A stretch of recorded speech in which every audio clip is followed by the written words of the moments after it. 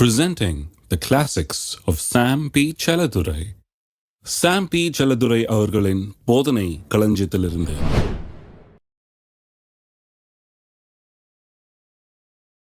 மத்தேயு எழுதின சுவிசேஷம் 16ஆம் அதிகாரம்.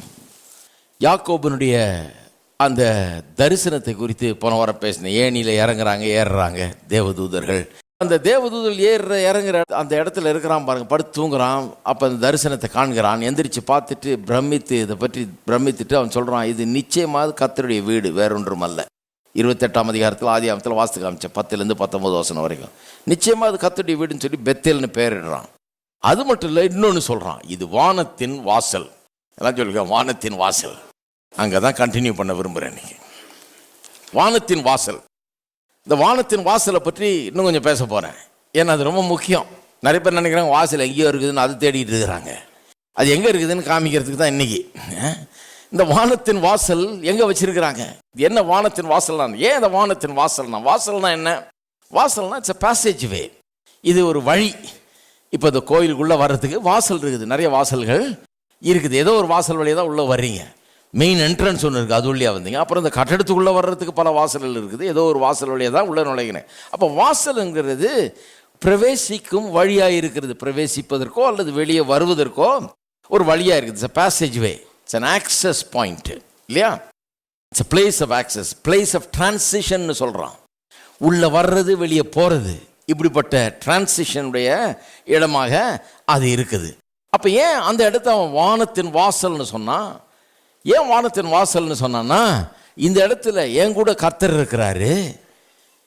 இந்த இடம் தேவன் தம்முடைய சித்தத்தையும் நோக்கத்தை நிறைவேற்றும்படியாக பரலோகத்திலிருந்த தேவதூதர்களை அனுப்பி அவர்கள் அங்கிருந்து வந்து போகிற இடமாய் இருக்கிறது. தேவனுடைய சித்தம் நிறைவேறக்கூடிய ஒரு இடமாய் இருக்கிறது. தேவன் தம்முடைய சித்தத்தை நிறைவேற்றுவதற்காக தூதர்களை அனுப்பி கொண்டிருக்கிறார். அவர்கள் இங்கே வர்றாங்க, எங்கிட்ட இருந்து அங்கே போகிறாங்க, செஞ்சு முடிச்சுட்டு இப்படி பரிமாற்றத்தின் இடமாக இருக்குது. It's a place of transition என்று சொல்லி, இப்படி வானத்திற்கும் பூமிக்கும் இடையே ஒரு தொடர்பு இருக்கிறது. தேவனுடைய பரலோக சித்தத்தை இந்த பூமியில் நான் நிறைவேற்றும்படியாக அங்கேக்கும் இங்கேக்கும் போகிறதும் வர்றதுமா இருக்கிற இடம் இது. அதனால தான் இது வானத்தின் வாசல் என்று சொன்னான். அதை மனதில் வைத்துக் கொள்ளுங்கள். ஆனால் 16ஆம் அதிகாரத்துக்கு மத்தியில் ஏன் திருப்ப சொன்னா, இங்கே பாதாளத்தின் வாசல்கள் அப்படிங்கிறத பற்றி இங்கே சொல்லியிருக்குது, இல்லையா? இதை ரெண்டுத்தையும் கம்பேர் பண்ணுவோம். அப்புறம் வானத்தின் வாசல் எங்கே இருக்குன்னு கொஞ்சம் லொக்கேட் பண்ணுவோம். அதை கண்டுபிடிக்கணும் எங்கே இருக்குதுன்னு. இல்லைன்னா வேற எங்கேயா தேடிட்டு இருக்கக்கூடாது நீங்கள். இப்போ வாசிப்போம். 16ஆம் அதிகாரத்தில் அந்த கதை தெரியும் இல்லையா உங்களுக்கு? இயேசு கேட்குறாரு, ஊரில் மக்கள் என்னை யார் என்று சொல்லுகிறார்கள் என்று. சீஷர்கள் சொல்கிறாங்க, சிலர் உண்மை யோவான் ஸ்நானகம் என்றும் எரேமியா என்றும் தீர்க்கதரிசிகள் ஒருவர் என்று சொல்லுகிறார்கள் என்று சொல்கிறாங்க. ஊர் மக்கள் சொல்கிறது இருக்கட்டும், நீங்கள் என்ன சொல்கிறீங்கன்னு கேட்குறாரு. கேட்ட உடனே பேதுரு சொல்லுகிறார், நீர் ஜீவனுள்ள தேவனுடைய குமாரனாகிய கிறிஸ்து அப்படின்னு சொல்கிறார். உடனே அவர் சொல்கிறாரு, யோனாவின் குமாரனாகிய சீமோனே, நீ பாக்கியவான், மாம்சம் ரத்தம் 17ஆம் வசனம் இதை உனக்கு வெளிப்படுத்தவில்லை, பரலோகத்தில் இருக்கிற என் பிதா இதை உனக்கு வெளிப்படுத்தினார்னு சொல்லிட்டு கரெக்டாக சொல்லிட்டான் பாருங்க. இவர் ஜீவனுள்ள தேவனுடைய குமாரனாகிய கிறிஸ்துன்னு உடனே கடவுள் தான் உனக்கு இதை வெளிப்படுத்தியிருக்காருன்னு சொல்லிட்டு அடுத்த வசனம் என்ன சொல்கிறார் பாருங்க. மேலும் நான் உனக்கு சொல்லுகிறேன், நீ பேதுருவாய் இருக்கிறாய், இந்த கல்லின் மேல் என் சபையை கட்டுவேன், பாதாளத்தின் வாசல்கள் அதை மேற்கொள்வதில்லை. இதை ஏன் வாசல்னா, அந்த பாதாளத்தின் வாசல் எங்கே இருக்குன்னு கண்டுபிடிச்சிட்டா வானத்தின் வாசல்னா என்னென்னு விளங்கிடும். பாதாளத்தின் வாசல் என்னென்னு விளங்கிட்டா வானத்தின் வாசல் என்னென்னு விளங்கிடும். பாதாளத்தின் வாசல் எது? பாதாளத்தின் வாசல்கள் அதை மேற்கொள்வதில்லைன்னு சொன்னால் எங்கே வச்சுருக்காங்க பாதாளத்தின் வாசலை? எங்கே போய் இதை கண்டுபிடிக்கிறது? எங்கே போய் இந்த வாசலை தகர்த்து எறிகிறது? எங்கே போய் இந்த வாசலை திறந்துக்கிட்டு உள்ளே போய் பிசாசு இந்த பாதாளத்தில் சிறைப்படுத்தி வச்சிருக்கான் பாருங்க, அவர்களெல்லாம் எப்படி விடுதலை ஆக்குகிறது? பாதாளத்தின் வாசல்கள் இதை, அதாவது சபையை மேற்கொள்ளாதுன்னு சொல்கிறாரு. இந்த பாதாளத்தின் வாசல் எங்கே இருக்குது? நான் இப்போ எங்கே போய் கண்டுபிடிக்கிறது? எங்கே போய் அந்த வாசலை உடைச்சி எடுக்கிறது? எங்கே போய் அந்த வாசலை திறந்து அதில் உள்ள இருக்கிறவர்களை மீட்கிறது, வெளியே கொண்டு வர்றது? எப்படி பண்ணுறது? பாதாளத்தின் வாசல் எங்கே இருக்குது? எங்கே இருக்குதுன்றதுக்கு 21ஆம் வசனம் நமக்கு ஒரு க்ளூ கொடுக்கிறது. 21ஆம் வசனத்தில் பாருங்கள், அது முதல் இயேசு தாம் எருசலேமுக்கு போய் மூப்பராலும் பிரதான ஆசாரியராலும் வேதபாரராலும் பல பாடுகள் பட்டு கொலையுண்டு 3ஆம் நாள் எழுந்திருக்க வேண்டும் என்பதை தம்முடைய சீஷர்களுக்கு சொல்ல தொடங்கினார். இதெல்லாம் முடிஞ்ச உடனே இயேசு என்ன பண்ணுறாரு? சீஷர்களுக்கு தன்னுடைய பாடுகள், மரணம் இதை பற்றி சொல்கிறார். அதுக்காக தான் வந்திருக்கிறார். இதை முதல்ல இவங்க விளங்கிக்கணுமே. அதனால் இவர்களுக்கு சொல்கிறார். அப்பொழுது பேதுரு அவரை தனியே அழைத்து கொண்டு போய், ஆண்டவரே, இது உமக்கு நேரிட கூடாதே, இது உமக்கு சம்பவிப்பதில்லை என்று அவரை கடிந்து கொள்ள தொடங்கினான். அவன் சொல்கிறான், வாய் மூணு ஆண்டவரே, என்ன இதெல்லாம் பேசிகிட்டு இருக்கிறீர்? உமக்காவது பாடுகளாவது, உண்மை யார் தொட போகிறது? உண்மை யார் என்ன பண்ண போகிற? இவ்வளோ வல்லமை இருக்குது, மரித்தோரையே உயிரோடு எழுப்புறீரு, உண்மையவன் என்ன பண்ண முடியும்? யார் உண்மை அடிக்க போகிறாங்களா, உண்மை துன்புறுத்த போகிறாங்களா, உண்மை கொல்ல போகிறாங்களா? இதெல்லாம் நடக்கிற காரியமா? யாரும் உண்மை தொடக்கூட முடியாது, அதெல்லாம் பேசாதேயும் என்று சொல்லுகிறான்.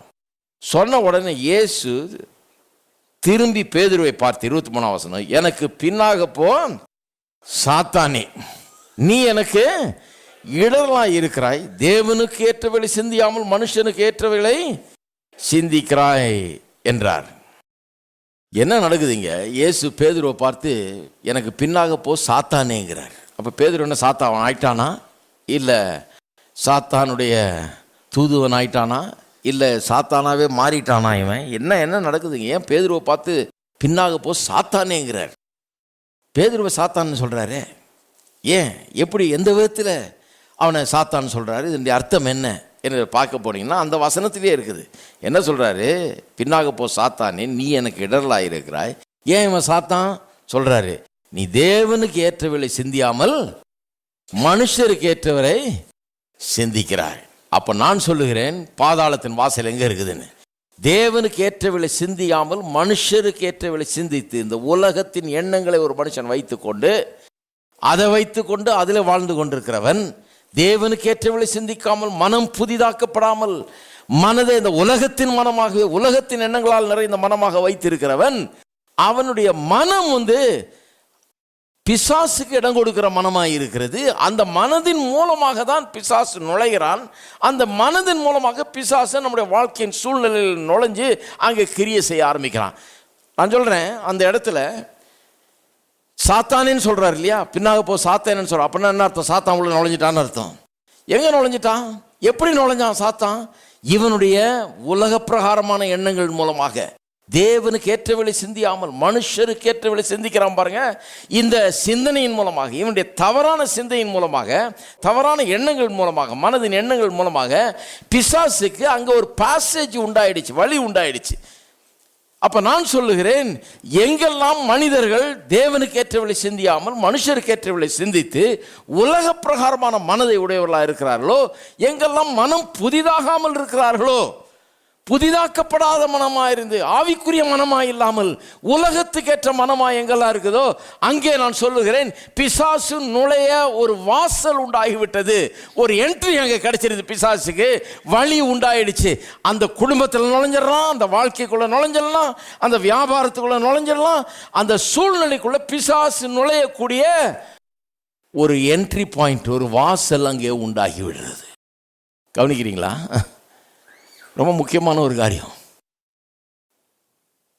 வழி கிடைச்சிருது பிசாசுக்கு. பிசாசு வழி பார்த்துக்கிட்டே இருக்கான் உங்கள் வாழ்க்கையில் எப்படி நுழையிறதுன்னு, வழிக்காக பார்த்துக்கிட்டே இருக்கிறான். எப்படி இப்போ யோபுவின் கதை ஞாபகம் இருக்குது இல்லையா? பிசாசே கம்ப்ளைண்ட் பண்ணுறான், அவனை ஆசீர்வதித்ததும் இல்லாமல் அவனை வேலி அடைத்து காத்திருக்கிறீர்னு சொல்கிறான். அது கூட தெரியுது அவனுக்கு, இவனுக்கு தான் வழங்கல வேலி இருக்குதுன்னு. ஏன்னா அது கண்ணில் பார்க்கக்கூடிய வேலி இல்லை, கத்தர் போட்டிருக்கிறார் வேலி. பிசாசு இவனை தொடாதபடி, ஒன்றும் செய்யாதபடிக்கு கத்தர் ஒரு வேலியை போட்டிருக்காரு பாருங்க. அப்போ பிசாசு கம்ப்ளைண்ட் பண்ணுறான் ஆண்டவர்கிட்ட, இது என்னது, இது இவனை ஆசீர்வதிச்சது இவ்வளோ பெரிய ஆளாக்கி இருக்கிறீர், இவனை எல்லா விதத்திலும் ஆசீர்வதிச்சு வச்சிருக்கு, நிறைய பிள்ளைகளை கொடுத்துருக்கிறீர், பொருளை கொடுத்துருக்கிறீர், அதை கொடுத்துரு, எல்லாம் கொடுத்துருக்கு, அந்தஸ்தை கொடுத்துருக்கு, எல்லாம் கொடுத்துருக்கு. அதுவும் இல்லாமல் சுற்றி வேலியை வேற போட்டு வச்சிருக்கு. நான் நுழைய முடியலையன்றதான் கம்ப்ளைண்ட் அவனுக்கு. நான் சொல்லுகிறேன், உங்களுடைய வாழ்க்கையில் என்னுடைய வாழ்க்கையிலும் கூட பிசாசுடைய கம்ப்ளைண்ட் அதுதான். நுழைய முடியாதபடிக்கு இவனை ஆசீர்வச்சிருக்கிறீரே, நுழைய முடியாதபடிக்கு வேலை அடைச்சிருக்கிறீரே, நுழைய முடியாதபடிக்கு பண்ணி வச்சிருக்கிறே, காம்பவுண்ட் வால் போட்டிருக்கிறீரே. நான் சொல்லுகிறேன், உங்களை சுற்றியும் என்னை சுற்றியும் தேவன் ஒரு பெரிய பதில் சுவரை எழுப்பி இருக்கிறார். மலைகள் எப்படி எருசலேமை பாதுகாக்கக்கூடிய எருசலேமை சூழ மலைகள் இருக்கிறதோ, ஈஸியாக ஒன்றும் பண்ண முடியாது எருசலேம், அந்த அளவுக்கு சூழ மலைகள் இருக்குது. அதுபோல தேவன் தம்முடைய மக்களை சூழ இருக்கிறார் என்று வேதம் சொல்லுகிறது. அப்ப நான் சொல்லுகிறேன், தேவன் வேலி அடைத்து காக்கிறார். என்ன வேலி அது? அது என்ன வேலினா, நம்முடைய மனம் அதுல ஒரு வேலி. இன்னும் கேட்டால் அப்படி சொல்லலாம், இந்த வாசல் பாதாளத்தின் வாசல்கள் அப்படிங்கிறார். அப்படின்னா ஒரு வாசலுக்கு மேலே இருக்குது. நான் இன்னும் இப்படி சொல்லுவேன், நம்முடைய இருதயம் ஒரு வாசல், நம்முடைய மனது ஒரு வாசல், மூணாவது வாசல் என்ன? ஹலோ சொல்றாங்க பாருங்க, வாய் வாய் வாய். இந்த கோயிலுக்கு வந்தால் அது தெரியும் கண்டிப்பா.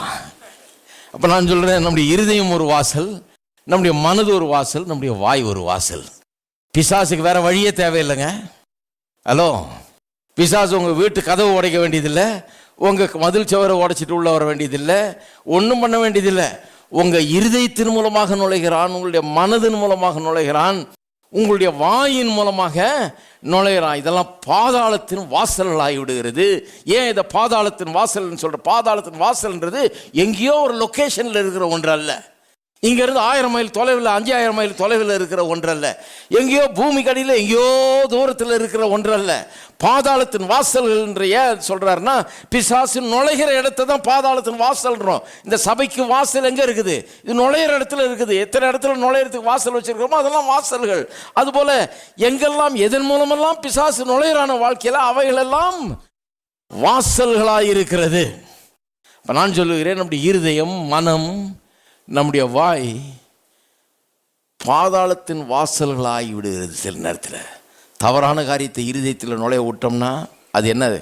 பிசாசுக்கு கிரியை செய்கிற ஒரு இடமா அது ஆயிடுது. தவறான எண்ணங்களை உடையவர்களாக நாம் இருந்தோம்னா அது பிசாசு நுழைஞ்சு வேலை செய்கிற ஒரு ஸ்தலமாக, ஒரு வாசலாக அது ஆயிடுது.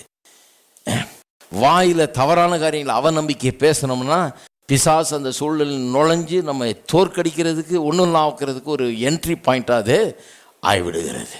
அப்போ இன்னைக்கு இருதயத்தை பற்றி, வாயை பற்றிலாம் தொட போகிறது இல்லையா, நம்ம மனதை பற்றி தான் பேசிகிட்டு இருக்கோம். இப்போ அதை மட்டும் பார்ப்போம். இப்போ அப்போ நான் சொல்லுகிறேன், மனது பாதாளத்தின் வாசலாக இருக்கிறது.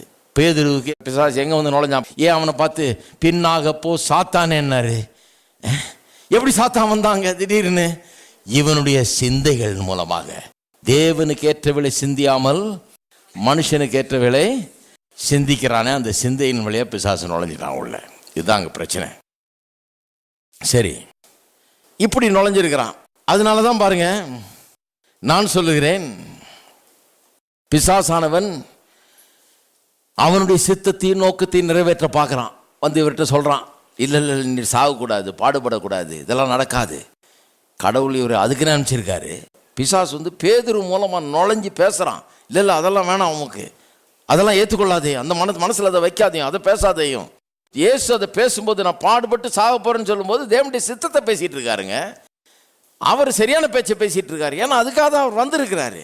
அதை பேசாத, அது நடக்கக்கூடாதுன்னு இவன் விரும்புகிறான் பாருங்க. பிசாசானவன் அவனுடைய சித்தத்தை நிறைவேற்ற பார்க்குறான், இயேசு தேவனுடைய சித்தத்தை நிறைவேற்ற பார்க்குறாரு. அதற்கு இடையூறாக இருக்கிறான், இடரலாக இருக்கிறான். நீ எனக்கு இடரலாக இருக்கிறான்றார்.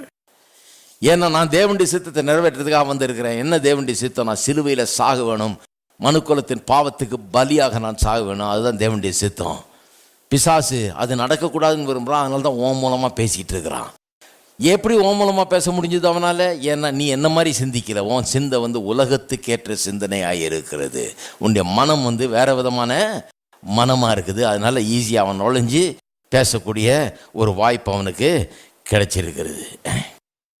அப்போ நான் சொல்லுகிறேன், பாதாளத்தின் வாசல்ன்றது பிசாசு நுழைஞ்சு தன்னுடைய எண்ணங்களை புகுத்தி தன்னுடைய சித்தத்தை நிறைவேற்றுவதற்கு நுழைகிற ஒரு வாயிலாக பாதாளத்தின் வாசல் இருக்குது. அநேக நேரத்தில் மனதின் மூலமாக நுழைகிறான். மனதை பாதாளத்தின் வாசல்னு சொல்லலாம். தேவன் நம்முடைய மனதை வானத்தின் வாசலாக வைக்க விரும்புகிறார். பாதாளத்தின் வாசலாக எல்லாமே எப்படி இருக்கணும்னு விரும்புகிறாரு? வானத்தின் வாசல். ஆதியாகமம் 28:17 அதை வாசிக்கிறோம். யாக்கோபு சொல்றான், இது வானத்தின் வாசல். அவன் இருந்த இடத்த சொல்றான், இது வானத்தின் வாசலுங்கிறான். தேவன் நம்முடைய மனதை வானத்தின் வாசலாக்க விரும்புகிறார். நம்முடைய மனதின் மூலமாக தான் கர்த்தர் நுழைய விரும்புகிறார். நம்முடைய எண்ணங்கள் மூலமாக கர்த்தர் நம்முடைய சூழ்நிலையை வந்து ஆட்கொள்ள விரும்புகிறார். நம்முடைய எண்ணங்கள் மூலமாக அவர் ஆளுகை செய்ய விரும்புகிறார். மனுஷருக்கு ஏற்றவளை சிந்தியாமல் தேவனுக்கு ஏற்றவளை நாம் சிந்திக்கும் போது, அப்படிப்பட்ட எண்ணங்களை உடையவர்களாக இருக்கும்போது அங்கே என்ன நடக்குது? கடவுளுடைய ஆட்சி நடக்குது. தேவனுடைய சித்தம் அங்கே நிறைவேறுது.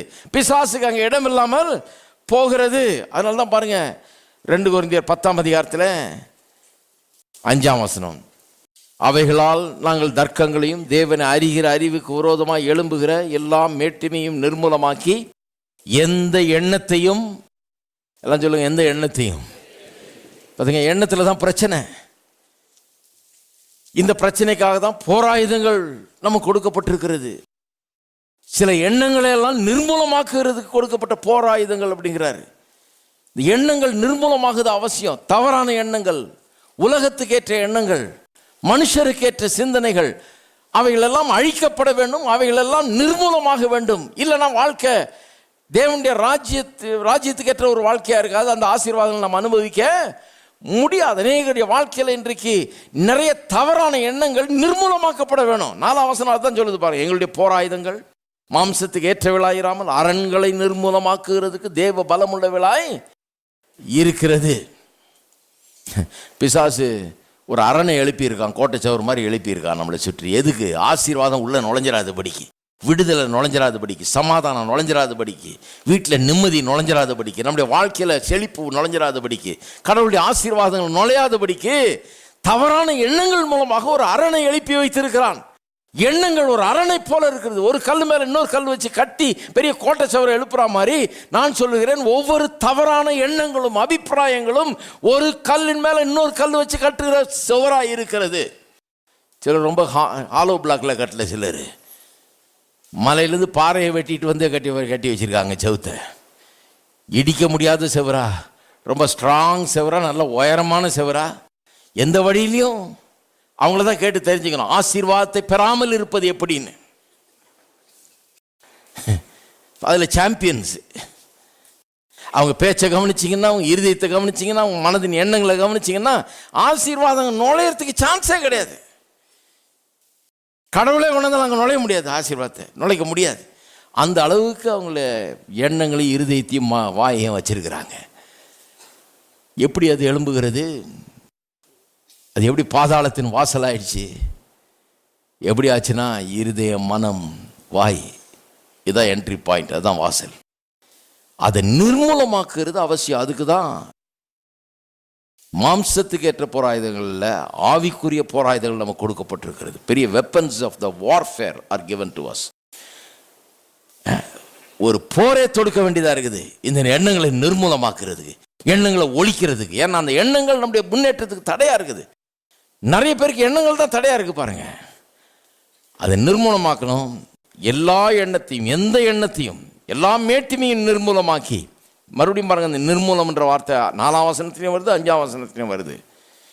தேவனை அறிகிற அறிவுக்கு விரோதமாக எழும்புகிற எல்லா மேட்டிமையும் நிர்மூலமாக்கி, எல்லாம் சொல்லுங்க, நிர்மூலமாக்கி. இந்த பழைய உருப்படி இல்லாத எண்ணங்கள்லாம் நிர்மூலமாக வேண்டும். நிர்மூலமானால் தான் புதிய ஒரு வாழ்க்கை உருவாக முடியும் பாருங்க. வெற்றிகரமான ஒரு வாழ்க்கை உருவாக முடியும். நிர்மூலமாக்கி எந்த எண்ணத்தையும் கிறிஸ்துவுக்கு கீழ்ப்படிய சிறைப்படுத்துகிறவர்களாக இருக்கிறோம். எல்லா எண்ணமும் எதுக்கு கீழ்ப்பட்டிருக்கணும்? கிறிஸ்துவுக்கு கீழ்ப்படுத்தப்படுகிற எண்ணமாக இருக்க வேண்டும். அவருக்கேற்ற எண்ணமாக இருக்கணும். அதுக்கு ஒத்து போகிற எண்ணமாய் இருக்க வேண்டும். ஏன்னா அற்புதமான ஒரு காரியம் பாருங்க. அப்போ எண்ணத்தை டீல் பண்ணுறது எவ்வளோ முக்கியமாக இருக்குது பாருங்க. அப்போ நம்முடைய மனதில், எண்ணங்களில் உலகத்தோடு நாம் ஒன்றா போகும்போது, உலகம் எப்படி சொல்லுது, ஆகவே நான் எப்படி நம்புகிறேன், எல்லாரும் எப்படி சொல்கிறாங்க, அதை நம்பி தான் நான் இருக்கிறேன். அப்படி உலக பிரகாரமான எண்ணங்களால் நாம் நிறைந்து இருக்கும்போது, வசனத்தின் எண்ணங்களால் இல்லாமல், கடவுளுடைய சித்தத்தை அறிந்து கொள்ளாமல், இதுதான் கர்த்தருடைய சித்தம் அப்படின்னு சரியாக புரிந்து அதை அறிந்து அதை நிலைநிறுத்தாமல், உலகம் சொல்கிறது என்ன, அவங்க சொன்னது என்ன, இவங்க சொன்னது என்ன, எல்லாத்தையும் நம்பி உலகத்தின் எண்ணங்களை நம்பி வாழுகிறவர்கள். அப்படி நம்பும் போது என்ன பண்ணுறோம்? we empower the enemy. பிசாசுக்கு நாம் இடம் கொடுக்கிறோம். அவன் வல்லமையாய் கிரியை செய்வதற்கு நம்ம அங்கே இடம் உண்டாகி விடுகிறது. தேவனுக்கு ஏற்ற எண்ணம் இல்லாமல் மனுஷருக்கு ஏற்ற எண்ணத்தை நாம் அனுமதிக்கும் போது, குறிப்பாக மனுஷருக்கு ஏற்ற எண்ணம்னா தேவனுடைய எண்ணத்துக்கு விரோதமாக இருக்கிற எண்ணங்களை, அதுக்கு நேர்மாறான எண்ணங்களை. தேவன் ஒன்று சொல்கிறார், மனுஷன் அதுக்கு ஆப்போசிட்டாக சொல்கிறான். நான் தேவனோட நிற்க போகிறேன். நீங்கள் மனுஷரோட நின்னீங்கன்னா, மனுஷருடைய எண்ணங்களை எடுத்துக்கிட்டிங்கன்னா, நீங்கள் என்ன பண்ணுறீங்க? பிசாசை எம்பவர் பண்ணிடுறீங்க. நீ உள்ள வாழ்க்கையில் வா, என்ன வேணா செய்யி, கதவை நான் திறந்து விடுறேன், வாசல் உனக்கு இருக்குது, பாதாளத்தின் வாசலாக அப்படிப்பட்ட ஒரு மனம் மாறி விடுகிறது. இருக்கீங்களா? அப்போ பிசாசு அந்த வாசல் வழியாக நுழையிறான், மனதின் வழியாக நுழைஞ்சு என்னத்தை பண்ணுறான்? பிசாசு என்ன பண்ணுறான்? வேதவசனம் சொல்லுகிறது யோவான் 10ஆம் அதிகாரத்திலே, அவன் திருடவும் கொல்லவும் அழிக்கவும் வந்தான் என்று வேதவசனம் சொல்லு. அப்போ திருடவும் கொல்லவும் அழிக்கிற வேலையை அவன் என்ன பண்ணுறான்? செய்ய ஆரம்பிச்சிட்றான். அந்த இடத்துல நுழைஞ்சான்னா அந்த இடம் உருப்படாது, அந்த வீடு உருப்படாது, அந்த வியாபாரம் உருப்படாமல் போயிடுது, அந்த கையின் பிரயாசங்கள் உருப்படாமல் போயிடுது, அந்த வாழ்க்கையில் ஒரு பெரிய ஒரு சஞ்சலம் உண்டாக ஆரம்பிக்கிறது. ஏன்னா இந்த மனது பாதாளத்தின் வாசலாக மாறிவிடுகிறது. கர்த்தர் நம்முடைய மனதை எப்படி இருக்கணும்னு விரும்புகிறார்? வானத்தின் வாசலாக இருக்க வேணும்னு விரும்புகிறார். பிசாசு எப்படி நுழையிறான்? உலகத்தின் எண்ணங்கள் மூலமாக, தேவனுக்கு விரோதமாக இருக்கிற உலகத்தின் எண்ணங்கள் மூலமாக நுழையிறான். தேவன் எப்படி நுழையிறார் நம்முடைய வாழ்க்கையில்? புதிதான மனதின் மூலமாக, வசனத்துக்கேற்ற எண்ணங்கள் மூலமாக தேவன் வாழ்க்கைக்குள்ளாக நுழைகிறார். அவர் அப்படிதான் கிரியை செய்கிறார். திருப்பகம் பார்ப்போம். 103ஆம் சங்கீதம் 20ஆம் வசனம் வாசிக்கிற பாருங்க. கர்த்தருடைய வார்த்தையை கேட்டு அவருடைய வசனத்தின்படி செய்கிற பலத்த சௌரியவான்களாகிய அவருடைய தூதர்களே, அவரை ஸ்தோத்திரியுங்கள். கர்த்தருடைய வார்த்தையை கேட்டு, அதாவது இங்கிலீஷில் எப்படி வருது? தேவதூதர்கள் எப்படிப்பட்டவர்களாம்? வசனத்தின்படி செய்கிறவங்க மட்டும் இல்லை, கர்த்தருடைய வார்த்தையை கேட்டு, காதால கேட்கறத பற்றி எங்க சொல்லியிருக்குது. they hear the voice of the word of God. பாருங்க, தேவதூதர்கள் எப்போ வேலை செய்கிறாங்களா? தேவதூதர்கள் ஏறுறது இறங்குறத பற்றி பேசணும் இல்லையா? எப்போ ஏறுறாங்க இறங்குறாங்க, எப்போ பிஸியாக இருக்கிறாங்க, அவங்க காத்துக்கிட்டே இருக்காங்க, ரெடியாக இருக்கிறாங்க. யாருக்கு வேலை செய்கிறாங்க? அவர்கள் தேவனுடைய தூதர்கள் அவர்கள். அப்போ அவர்களை ஆக்டிவேட் பண்ணணும், அவங்க வேலை செய்யணும்னா நாம் என்ன பண்ணணும்? தேவனுடைய வார்த்தையை பேசணும். கர்த்தருடைய வார்த்தைக்கு ஏற்றபடி தான் அவங்க செய்வாங்க. எல்லா வார்த்தைக்கு ஏற்றபடியும் இல்லை, நம்முடைய வார்த்தைகள்லாம் ஏற்றபடி இல்லை, கர்த்தருடைய வார்த்தைக்கு ஏற்றபடி. நம்முடைய வார்த்தையின்படி எப்போ செய்வாங்க? நாம் எப்போ கர்த்தருடைய வார்த்தையை பேசுகிறோமோ அப்போ அதை செய்வாங்க. ஏன்னா அது கர்த்தருடைய வார்த்தை, நம்ம வாயிலிருந்து வருது, ஆனால் கர்த்தருடைய வார்த்தை. அது மட்டும் இல்லாமல் கர்த்தருடைய வார்த்தை இங்கே இருந்தால் போதாது, அது நம்முடைய வாயில் அது வாயில் நம்ம சொல்லும் போது அதை கேட்டு தான் அவர்கள் கிரியை செய்கிறார்கள்னு இந்த வசனம் சொல்லுது. எப்படி சொல்லியிருக்கு? வார்த்தையை கேட்டு. ஆங்கிலத்தில் ரொம்ப நல்லா இருக்கு, they that hear the voice of the word of God. அப்படின்னா கர்த்தருடைய வார்த்தையின் சத்தத்தை கேட்டு அந்த வார்த்தையின்படி செய்கிற பலத்த சௌரியவான்களாகிய தேவதூதர்கள் என்று எழுதியிருக்குது. அப்போ நிறைய பேர்கிட்ட பைபிள் இருக்குது, ஆனால் வார்த்தை எங்கே இல்லை? இங்கே இல்லை. வீட்டில் பைபிளாக இருக்குது, ஆனால் பிசாசு நல்லா நுழைஞ்சு வேலை செஞ்சிட்டு இருக்கிறான். அவங்க நினைக்கிறாங்க, இத்தனை பைபிளை வச்சிருக்கேன், வாசல்லையே ஒன்று அப்படியே நேராக வச்சிருக்கிறேன், பிசாசு வந்தால் முதல்ல பார்க்குற மாதிரி என்ட்ரிலேயே வச்சிருக்கிறேன் நான். ஆமாம், அந்த வாசலை சரி பண்ணியிருக்கீங்க, இந்த வாசலை சரி பண்ணலையே. இந்த வாசல் ஓப்பனாக இருக்குது, இந்த வாசல் எப்படி ஓப்பன் ஆச்சு? எல்லா தவறான மனதின் எண்ணங்கள், மனுஷனுக்கேற்ற எண்ணங்கள், தேவனுக்கேற்ற எண்ணங்கள் ஆயிராமல் மனுஷனுக்கேற்ற எண்ணமாக இருக்குது. அதனால இங்கே ஓப்பனாக வச்சுட்டு அங்கே பைபிளை பெருசாக வச்சு என்ன பிரயோஜனம்? இல்லைங்க, என் கதவுலேயே பெரிய சிலுவை போட்டிருக்கிறேங்க, காற்று கருப்பு வரும்போது ஃபஸ்ட்டு சிலுவையை பார்க்கும். ஆமாம், சிலுவையை பார்க்கும், ஆனால் உங்கள் மனதையும் பார்க்கும். சிலுவையை பார்த்தோன்னே கொஞ்சம் உஷாராகலாம், ஆனால் அப்புறம் அதுக்கு தெரியும், இதை பற்றி அவனுக்கு ஒன்றும் வழங்கலை, இது சும்மா போட்டு வச்சிருக்கான், அவனுக்கு ஒன்றும் இதை பற்றி ஒன்றும் தெரியாதுன்னு நல்லா தெரியும்.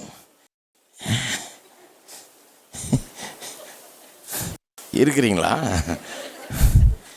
நிறைய பேர் எனக்கு என்ன புட்டு வைக்கிறாரு நம்ம விவகாரத்தில். ஊரில் நடக்கிறது தானே சொல்கிறேன் நான். அப்போ நான் சொல்லுகிறேன், வெறும் பைபிள் இருந்தால் பத்தாது, இது கர்த்தருடைய வார்த்தை. இந்த வார்த்தையின் சத்தம் நம்முடைய வீடுகளில் உண்டாக வேண்டும். இந்த வார்த்தையின் சத்தம் நம்முடைய நாவிலிருந்து தொனிக்க வேண்டும். நம்முடைய மனம் பாதாளத்தின் வாசலா இல்ல, வானத்தின் வாசலாக மாற வேண்டும். நம்முடைய மனம் தேவதூதர்களை இறங்க வைக்கிற ஏற வைக்கிற மனதா இருக்க வேண்டும். நம்முடைய எண்ணங்கள் தேவதூதரையே கொண்டு வந்து நம்முடைய தேவனுடைய சித்தத்தை நம்முடைய வாழ்க்கையில் நிறைவேற்றுவதற்கு செய்ய வேண்டியதெல்லாம் செய்ய வைக்கக்கூடிய வார்த்தைகளாக நம்முடைய வார்த்தைகள் இருக்க வேண்டும். அப்போ வானத்தின் வாசலா எல்லாம் சொல்லுங்க, என்னுடைய மனது வானத்தின் வாசல். தேவதூதர்கள் என்னுடைய வாயின் வார்த்தையின் சத்தத்தை கேட்டு என்னுடைய மனதின் எண்ணங்களை நிறைவேற்றும்படியாக வானத்திலிருந்து இறங்கி வந்து எனக்கு உதவி செய்கிறார்கள். இந்த மனம் வானத்தின் வாசல்.